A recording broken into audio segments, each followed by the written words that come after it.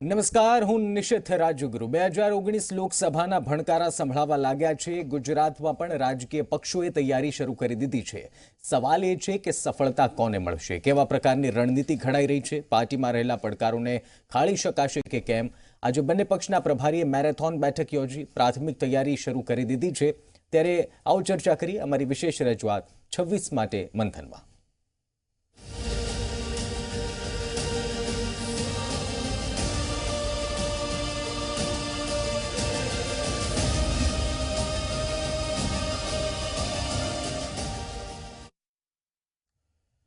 લોકસભાની 2019ની ચૂંટણીને લઈ ગુજરાતમાં ભાજપ અને કોંગ્રેસે તૈયારીઓ શરૂ કરી દીધી છે। ત્યારે ભાજપ અને કોંગ્રેસના પ્રભારીઓની ગુજરાત મુલાકાત વધી ગઈ છે।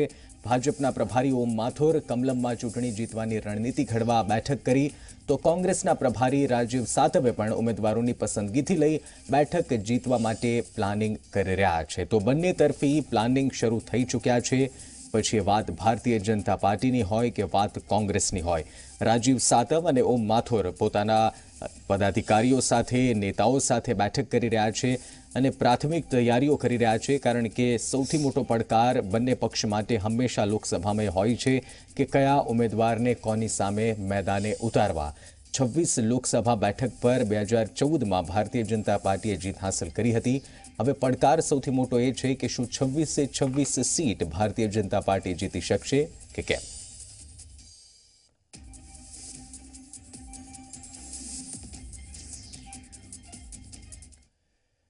ઓમ માથુર અને રાજીવ સાતવ બંને બેઠકનો દોર શરૂ કરી દીધો છે। ત્યારે નજર કરીએ કે બંનેની સામે પડકારો કેટલા છે। નજર એ કરીએ કે બંને જે નેતાઓ છે એ કઈ રીતે પોતપોતાની પાર્ટી માટે મહત્વ ધરાવે છે। સૌથી પહેલા વાત કરીએ તો ગુજરાતના પ્રભારી તરીકે બહોળો અનુભવ ધરાવે છે ઓમ માથુર, અને સામે પ્રભારી તરીકે રાજીવ સાતવ પાસે અનુભવ ઓછો છે। તો મોદી શાહના વિશ્વાસુ ગણાય છે રાજીવ સાતવ, અને બીજી તરફ રાહુલની યુવા બ્રિગેડના સભ્ય છે રાજીવ સાતવ, અને મોદી શાહના વિશ્વાસુ છે ઓમ માથુર। પાર્ટીમાંથી કોઈ મોટો આંતરિક વિવાદ નથી। આંતરિક વિવાદથી હેરાન પરેશાન કોંગ્રેસ છે। શહેરી વિસ્તારમાં મજબૂતી જાળવવી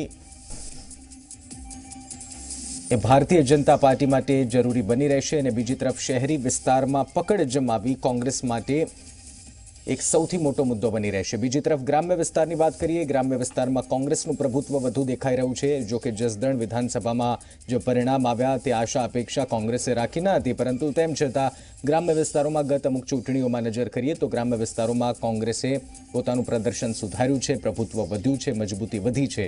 બીજી તરફ ભારતીય જનતા પાર્ટી માટે હવે ગ્રામ્ય વિસ્તારમાં જે પહેલા 2012 પહેલા પકડ હતી તે જમાવી રાખવી હવે આવશ્યક બનશે જો 2019ની લોકસભા ચૂંટણીમાં જીત હાંસલ કરવી હશે તો। બીજો સૌથી મોટો મુદ્દો, ચૂંટણી માટે સિનિયર નેતા તૈયાર છે ભારતીય જનતા પાર્ટીના। બીજી તરફ કોંગ્રેસના સિનિયર નેતાઓને સાઇડલાઇન કરાતા હોવાના આક્ષેપ અનેક વખત થઈ ચૂક્યા છે। લોકસભાને લઈ કાર્યક્રમોમાં પણ ભારતીય જનતા પાર્ટીના કાર્યકરોમાં ઉત્સાહ છે।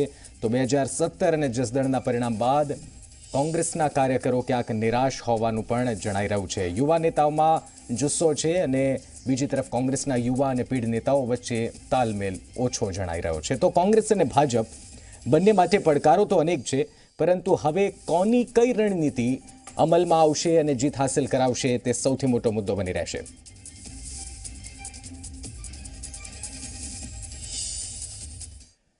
ચર્ચા કરીએ આ મુદ્દા પર, કારણ કે બેઠકોનો દોર શરૂ થઈ ગયો છે। કોંગ્રેસના નેતા પ્રવક્તા મનીષ દોશી, ડોક્ટર મનીષ દોશી આપણી સાથે જોડાયા છે, અને ભાજપના નેતા પ્રવક્તા ભાવનાબેન દવે આપણી સાથે જોડાયા છે। બંનેનું સ્વાગત છે। સૌથી પહેલા આજે બેઠકોનો દોર બંને પક્ષે ખૂબ જ આજથી બેઠકો શરૂ કરી દીધી છે। સૌથી પહેલા મનીષભાઈ આપને પૂછવા માંગીશ, ઘણા સમયથી આંતરિક વિવાદ કોંગ્રેસના સામે આવ્યા છે। શૈલેષ પરમારની વાત હોય, અલ્પેશ ઠાકોરની વાત હોય, તેવા સમયે રાજીવ સાતવની ગુજરાત મુલાકાત 2019 નજીક આવી રહી છે।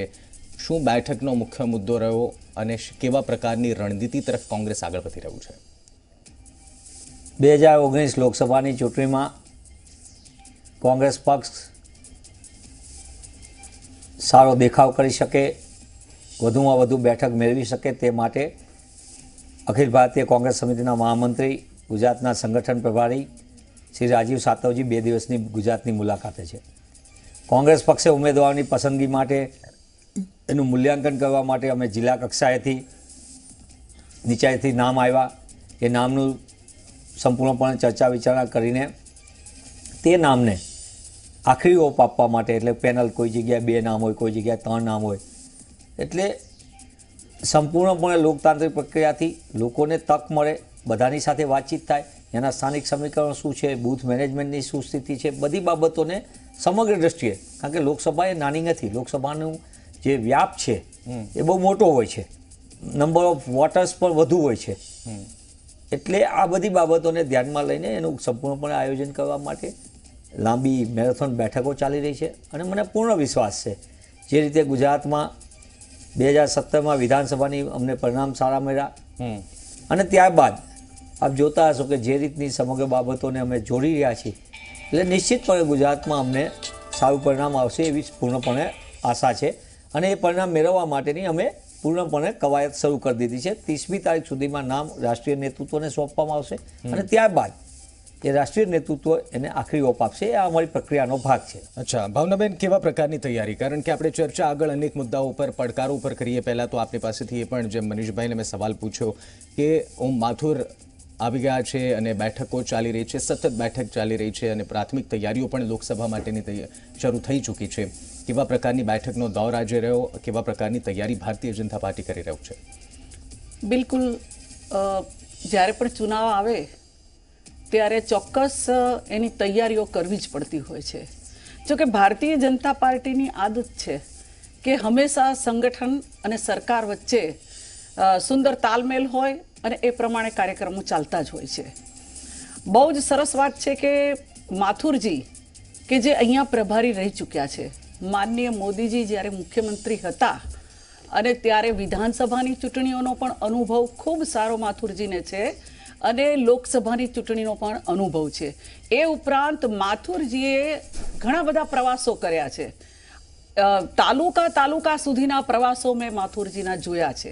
એટલે પ્રત્યેક કાર્યકર્તાને ભારતીય જનતા પાર્ટીના તેઓ નામથી ઓળખે છે અને કયા તાલુકામાં, કયા જિલ્લામાં કયા પ્રકારની રાજકીય સામાજિક પરિસ્થિતિ છે એનાથી ઓમ માથુરજી પૂર્ણપણે વાકેફ છે. અને એટલા માટે જ આજે પ્રભારી તરીકે એમને ગુજરાતની અંદર ભારતીય જનતા પાર્ટીએ મૂક્યા છે, કારણ કે ખૂબ જ અનુભવી, ખૂબ જ કસાયેલા વ્યક્તિ છે.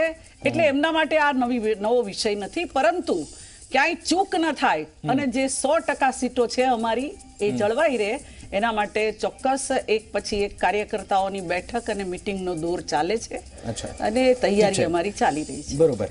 મનીષભાઈ, હવે પડકારોની વાત કરીએ. આપના મતે આમ તો લાંબા સમયથી કોંગ્રેસમાં જે ઇન્ટરનલ થોડા ડિસ્પ્યુટ ચાલી રહ્યા છે, આંતરિક વિવાદ ચાલી રહ્યા છે, એક જગ જાહેર છે, લોકો પણ જોઈ રહ્યા છે અને કોંગ્રેસના કાર્યકરોમાં પણ એ વાત પ્રસરી છે. કઈ રીતના પડકાર આપ સમજી રહ્યા છો 2019 માટે થઈને? કારણ કે યુવા અને સિનિયર નેતાઓ વચ્ચેના તાલમેલની જ્યારે વાત આવે છે ત્યારે સ્વાભાવિક રીતે કોંગ્રેસનો આ વિવાદ આખે ઉડીને વળગે તેવો છે. તો આ એક સૌથી મોટો પડકાર કોંગ્રેસ નથી સ્વીકારતી? સૌથી મોટી વાત તો એ છે કે કોંગ્રેસમાં આંતરિક લોકશાહીના લીધે એકબીજાની વાત કરી શકે છે અને એકબીજાનો પોતાની વાત રજૂ કરવાની પણ તક આપવામાં આવતી હોય છે.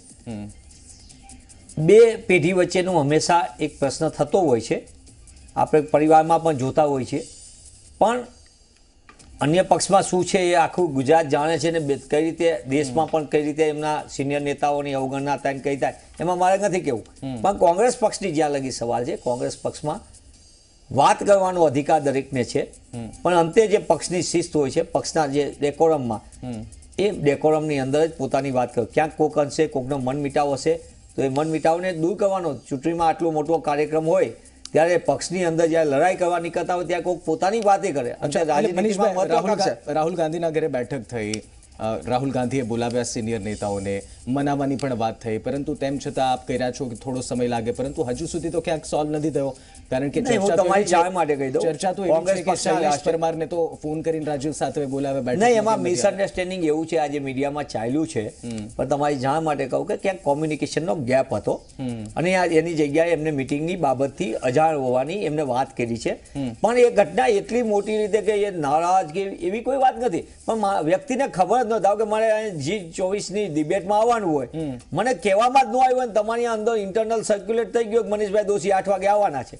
અચ્છા એટલે હું કાંઈ તમારી નારાજ નથી, પણ મને કોમ્યુનિકેટ જ ન થયું હોય તો હું પહોંચી ન શક્યો. અચ્છા ઠીક છે. એટલે આખી વાત, મારી વાત એક બીજી વાત મનીષભાઈ, છે. જપનભાઈ, 10 અચ્છા, સેકન્ડ મારી ઠીક છે, વાત ઠીક છે. મારી આખી ઘટનામાં કોંગ્રેસ પક્ષને રાષ્ટ્રીય અધ્યક્ષ સન્માનીય રાહુલજીએ ગુજરાતના તમામ સિનિયર આગેવાનોને બોલાવીને ચર્ચા કરી હતી, એની સાથે સંવાદ કર્યો હતો. અને બધા રાજ્યના પદાધિકારીઓ સાથે એ સંવાદ કરે છે. અને બીજી કોઈ દ્રષ્ટિકોણથી એમનામાં વિવાદ હતો કે આ હતો એવું નહીં, પણ વારંવાર સ્થાનિક નેતૃત્વ સાથે, પ્રદેશના નેતૃત્વ સાથે રાષ્ટ્રીય નેતૃત્વ ચર્ચા કરતું એ દરેક પક્ષમાં થતું હોય છે, અને અમારા પક્ષમાં સારી રીતે થયું છે. અચ્છા ઠીક છે. જપનભાઈ પાઠક, રાજકીય વિશ્લેષક આપણી સાથે જોડાયા છે. જપનભાઈ, સ્વાગત છે. જે ચર્ચા ચાલી રહી છે કે 2019ની તૈયારીઓ શરૂ થઈ ગઈ છે, પ્રભારીઓ ગુજરાત મુલાકાતે આવી ચૂક્યા છે, મેરેથોન બેઠકની શરૂઆત થઈ ગઈ છે. જપનભાઈ, સૌથી પહેલા તો એ જાણવા માંગીશું, આ વખતે કઈ પાર્ટી માટે કેવા પ્રકારના પડકાર છે અને કેટલું મુશ્કેલ 2014ની કમ્પેરિઝનમાં સાબિત થઈ શકે છે? એટલે ભારતીય જનતા પક્ષ માટે પડકાર 26 સીટો સાચવવાનું છે. કારણ કે એક વખત વ્યક્તિ 100માંથી 100 માર્ક લાવે, પછી બીજા વર્ષે 99 પણ લાવે તો પણ એ પુઅર પરફોર્મન્સ કહેવાય આગલા પરિણામની તુલનામાં. એટલે લોકોને, ભારતીય જનતા પક્ષના લોકો માટે ટાર્ગેટ આ વખતે ગયા વખત જેટલું 26નું હોય તો જરા, કારણ કે એન્ટી ઇન્કમ્બન્સી થોડી ઘણી હોય, અને આપણે માનીએ જ છે કે 5 વર્ષમાં ઘણું બધું એવું બની ગયું હોય, ઉપર નીચે બે ઠેકાણે સરકાર હોય, લોકલમાં પણ સરકાર હોય, ત્યારે કે જેના લીધે એ એટલું ઇઝી ના હોય જેટલું પહેલી વખત સહેલું હોય.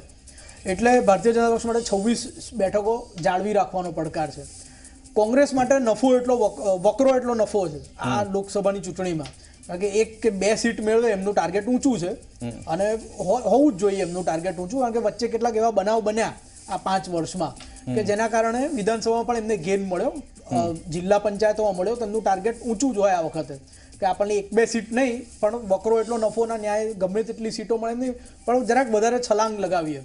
એટલે કોંગ્રેસનું ટાર્ગેટ એ છે. પણ એમાં કોંગ્રેસને શહેરી બેઠકો છે એ બાજુમાં મૂકી દેવી પડે એવી પરિસ્થિતિ કોંગ્રેસ માટે વિશેષ કરીને સર્જાય છે. આપણે પરિણામો જોઈએ તો એટલે એમના માટે એક ચેલેન્જ એ છે કે અર્બન સીટ્સ જે એમણે બાજુમાં જ મૂકી દેવી પડે છે અંદર ખાને.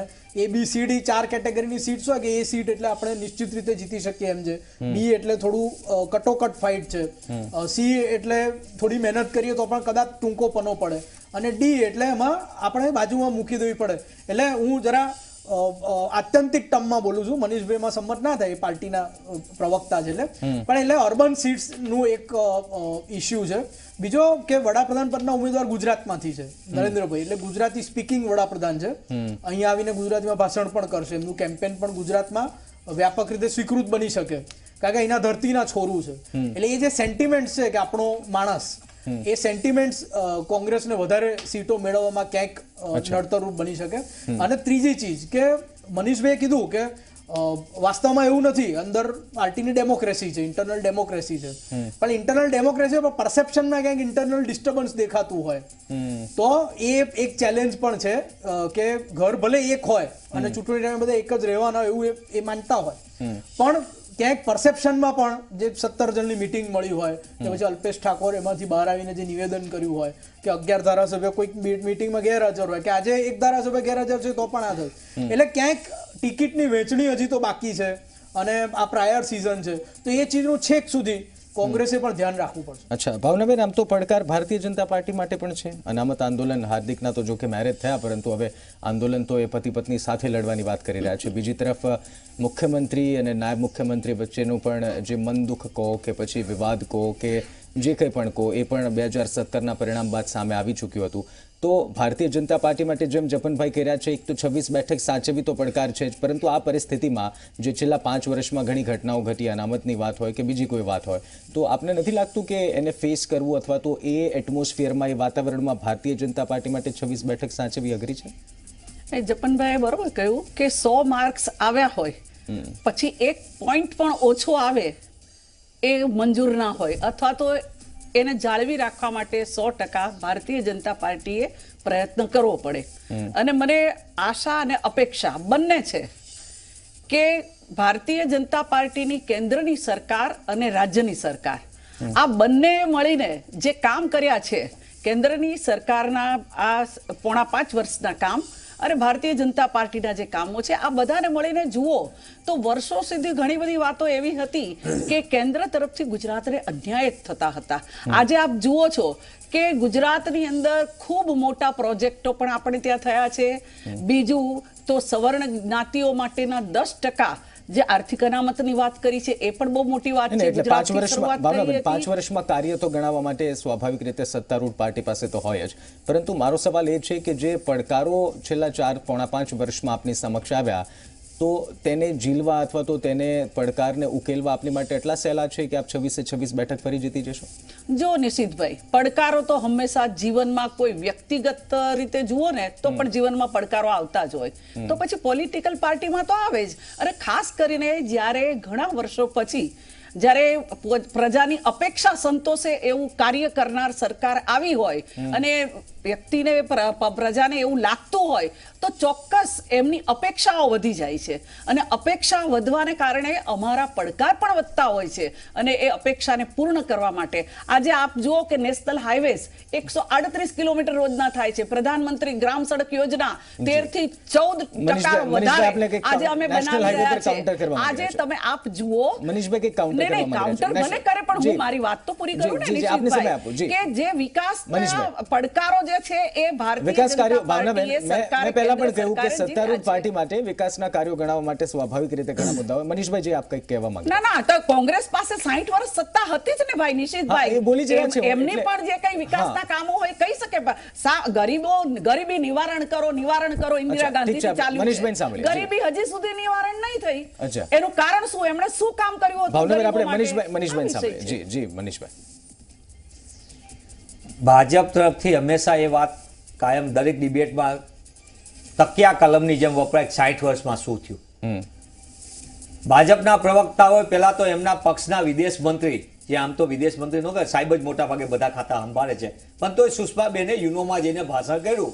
એમણે કીધું કે દેશે 60 વર્ષમાં શું પ્રગતિ કરી એનું આખે આખું એક ભાષણ આપ્યું. આપણે મળે તેમને સાંભળી લેવું જોઈએ. બીજું આ દેશ આઝાદ થયો ત્યારે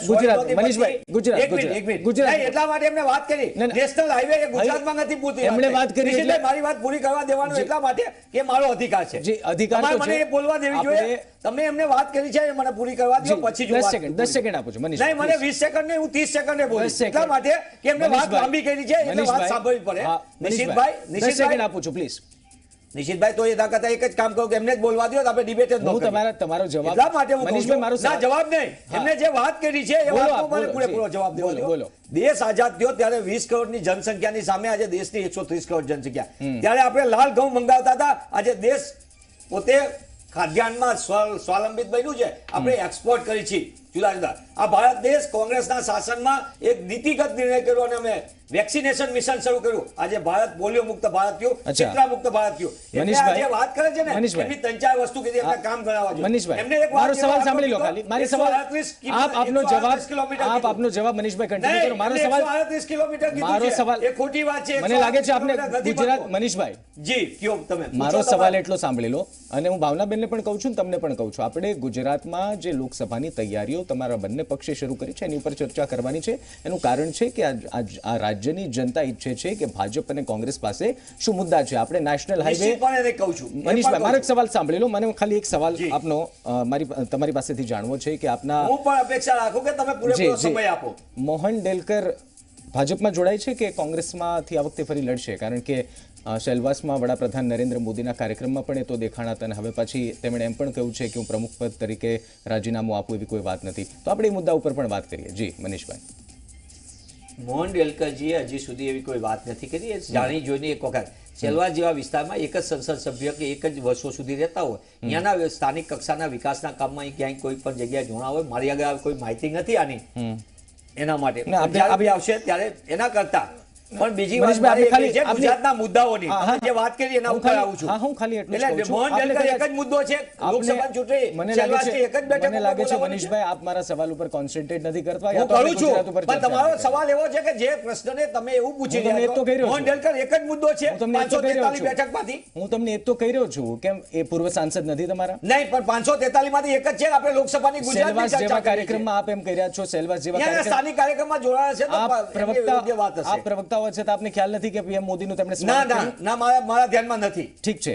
શું પ્લાનિંગ છે ગુજરાતની બાબતની વાત છે. 2019 માટેની શું રણનીતિ છે કોંગ્રેસ કેટલી સીટ જીતવાની ઈચ્છા છે? ગુજરાતની અંદર ભારતીય જનતા પાર્ટી કરતા એક બેઠક વધુ આવે તે રીતનું કોંગ્રેસનું આયોજન છે. ગુજરાતની અંદર અને દેશની અંદર 2014 ની અંદર જે લોકોને વાયદો આપ્યો હતો કે 2 કરોડ નવી રોજગારની, અમારો મુદ્દો હશે રોજગાર કઈ રીતે આપ્યો, કોને રોજગાર મળ્યો, કઈ સ્થિતિ થઈ. નંબર 2 અમારો મુદ્દો હશે મોંઘવારી. ત્રીજો મુદ્દો હશે ખેડૂતોની સમસ્યા. દેશની અંદર ખેડૂતોની કઈ રીતની 5 વર્ષ ભારતીય જનતા પાર્ટીની કેન્દ્રની મોદી સરકારે શું નિર્ણય કર્યા અને શું સ્થિતિ થઈ ખેડૂતોની, આ મુદ્દા અમારા હશે.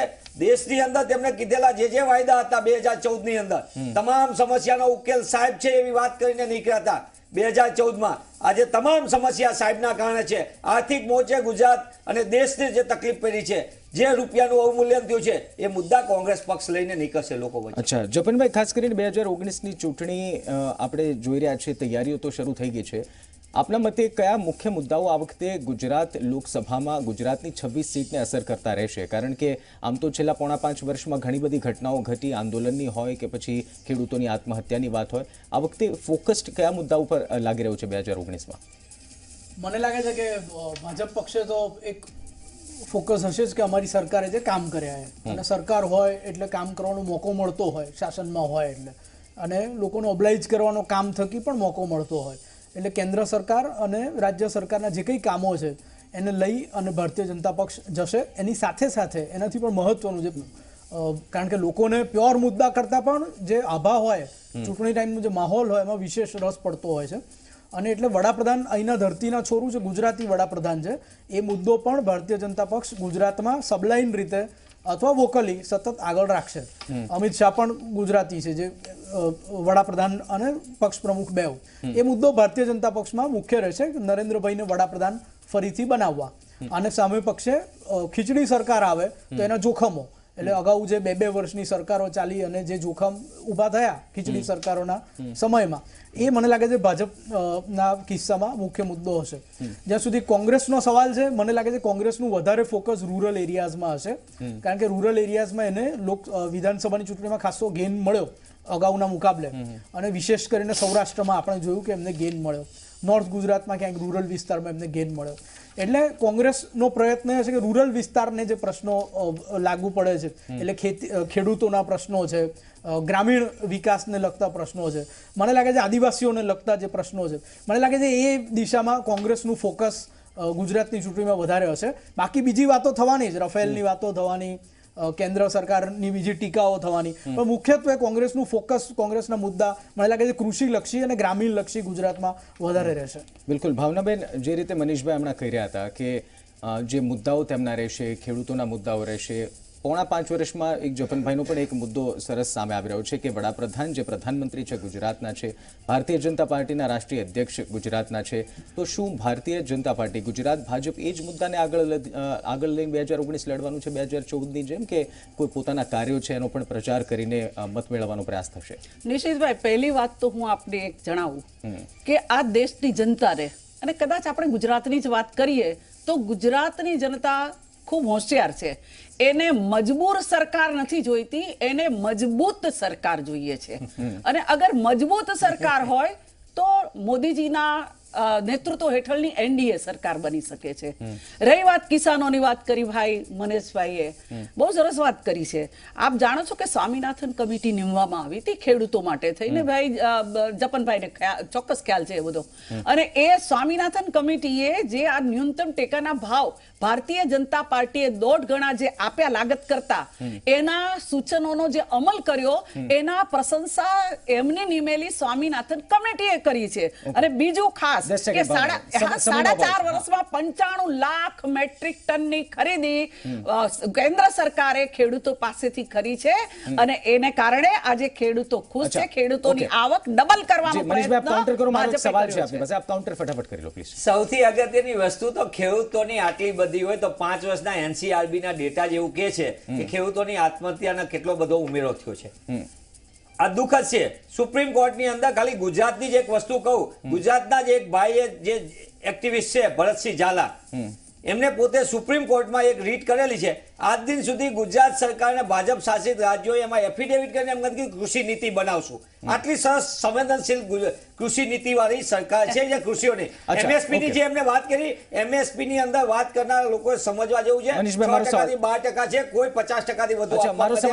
આ સંપૂર્ણ ખોટું છે. મારો સવાલ મનીષભાઈ, ભારતીય જનતા પાર્ટી એવું પ્લાનિંગ કરી રહ્યું છે કે અન્ય રાજ્યો જ્યાં ભારતીય જનતા પાર્ટીની સરકાર છે ત્યાંના મુખ્યમંત્રી અહીંયા પ્રચાર માટે આવવાના છે.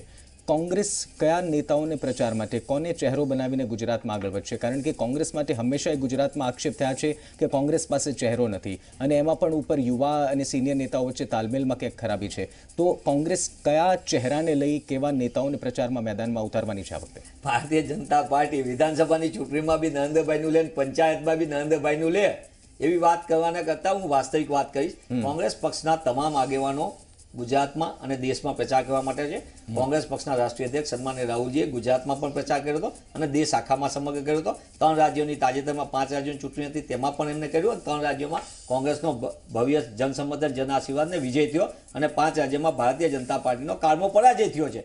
એટલે કોંગ્રેસ પક્ષ તો તમામ જગ્યાએ મુદ્દા આધારિત, માત્ર જે જગ્યાનો હોય, ગુજરાતમાં હતા તો રાહુલજી ગુજરાતના મુદ્દાની ચર્ચા કરતા હતા, વિધાનસભાની ચૂંટણીમાં મધ્યપ્રદેશ હતો મધ્યપ્રદેશના મુદ્દાની. એટલે લોકોને મુદ્દા ઉપર ભારતીય જનતા પાર્ટી મુદ્દા ભટકાવીને કામ કરવા માંગે, નોન ઇસ્યુને ઇસ્યુ બનાવીને ભારતીય જનતા પાર્ટી આગળ વધવા માંગે. કોંગ્રેસ જે તે રાજ્યોના ઇસ્યુ હોય એ રાજ્યોના ઇસ્યુને એડ્રેસ કરીને અમે સાચી રીતે એ દિશામાં લોકોને શું સ્પર્શે છે, લોકો માટે શું અગત્યનું છે એ જ મુદ્દા આધારિત વાત કરી છે. જપનભાઈ, જે રીતે ચર્ચા થઈ રહી છે કે મુદ્દા આધારિત આ વખતે રાજનીતિ, આમ તો લોકસભામાં આપણે જોઈએ છે કે કેન્દ્રના મુદ્દા વધુ ચર્ચાય છે, પછી કોઈ પણ જગ્યાએ પ્રચાર થતો હોય.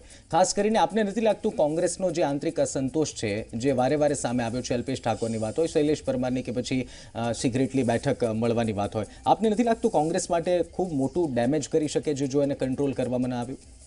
જો ફેબ્રુઆરીનો મહિનો મહત્વનો છે, કારણ કે ગઈ વખતનો પણ આપણે પેટર્ન જોઈએ તો આ જ અઠવાડિયામાં ભાવનાબેન બોર્ડના ચેરમેન બન્યા હતા, ગ્રંથ નિર્માણ બોર્ડમાં. 2014ની વાત કરું છું, એક્ઝેક્ટ 5 વર્ષ પહેલાની લોકસભાની ચૂંટણીમાં. એટલે કેટલીક બોર્ડ નિગમની એપોઇન્ટમેન્ટ થઈ હતી, કેટલીક આવી ઇલેક્શન મેનેજમેન્ટની ટીમની બેઠકો થઈ હતી, એક્ઝેક્ટ 5 વર્ષ પહેલા જઈએ તો.